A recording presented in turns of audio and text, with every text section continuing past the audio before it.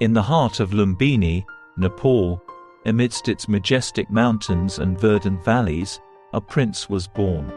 A prince who would embark on a journey to become the Buddha, the enlightened one. Today, we rediscover his legacy, right here, in his homeland.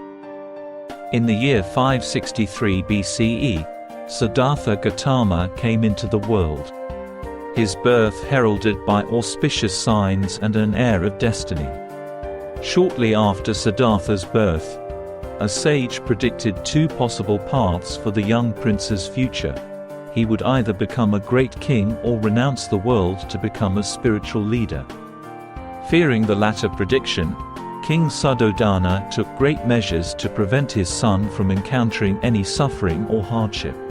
However, as Siddhartha grew older, a deep sense of curiosity began to stir within him, urging him to explore the world beyond the palace gates. It was here he encountered the four sights that would forever change his path. An old man, bent and frail, a sick person, racked with pain, a corpse, lifeless and cold, and finally, an ascetic, serene and detached from worldly suffering. These sights confronted him with the realities of aging, illness, death, and the possibility of transcendence. Haunted by these encounters, Siddhartha realized the impermanence of life and the ubiquity of suffering. He knew he must find a way to liberate not just himself but all beings from this cycle.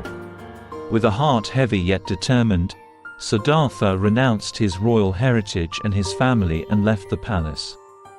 In the forests, he joined ascetics, denying his body nourishment in the belief that purity of spirit could only be achieved through physical suffering. Yet, even as his body faltered, enlightenment remained elusive. At his weakest, a shepherd offered Siddhartha a bowl of goat milk. That's when Siddhartha realized that severe asceticism was not the way to enlightenment. With newfound vitality, he continued his spiritual quest, eventually arriving at Bodh Gaya and meditating under a Bodhi tree, where he gained an understanding of the Four Noble Truths, the nature of suffering, its origin, the possibility of cessation, and the path leading to liberation. In that moment of enlightenment, Siddhartha became the awakened one, the Buddha. The Buddha then spent the rest of his life sharing the insights and principles he had discovered to others. To this very day, his profound teachings resonate across time and space, echoing through the hearts and minds of countless seekers on the path to enlightenment.